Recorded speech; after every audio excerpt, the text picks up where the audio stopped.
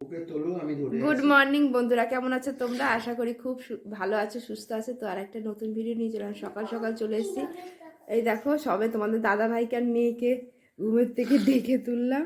আর আমাদের বাড়িতে দেখো কে এসছে, নতুন অতিথি, ছোট বিড়াল, ছোট্ট একটা বিড়াল বাচ্চা। কেউ দরজার গোড়ায় একে ফেলে দিয়ে গেছে।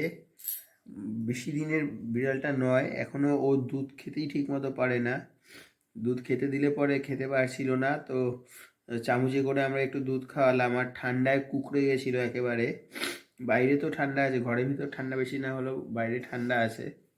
তা ওই দিয়ে এলো, তা আমি বললাম একটা কাপড় চোপড় দিয়ে ওকে আগে পেঁচাও, নইলে একটু গরম ওর দরকার। সেটা পেঁচিয়ে রেখেছি। আর কি সুন্দর চুপ করে বসে রয়েছে। একটু দুধ খাইয়ে দিলাম। ও ওই চামচে করে একটু দুধ খাওয়ালো, একটুখানি খেয়েছে, চুপ করে বসে আছে।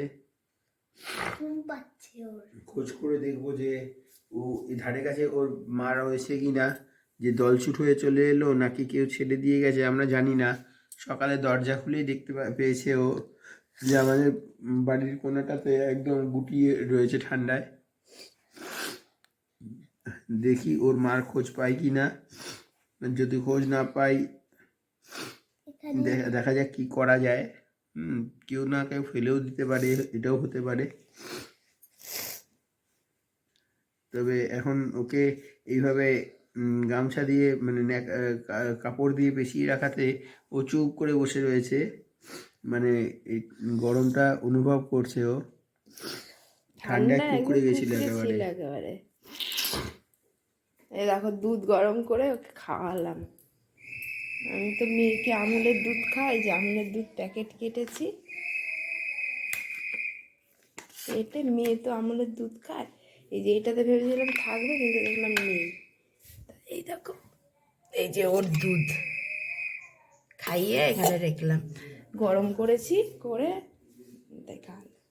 তো চলো, ভিডিওটা ভালো লাগলে লাইক শেয়ার কমেন্ট করে জানিও।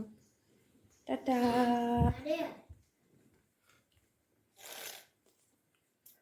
আজকের মতো টাটা। টাটা করে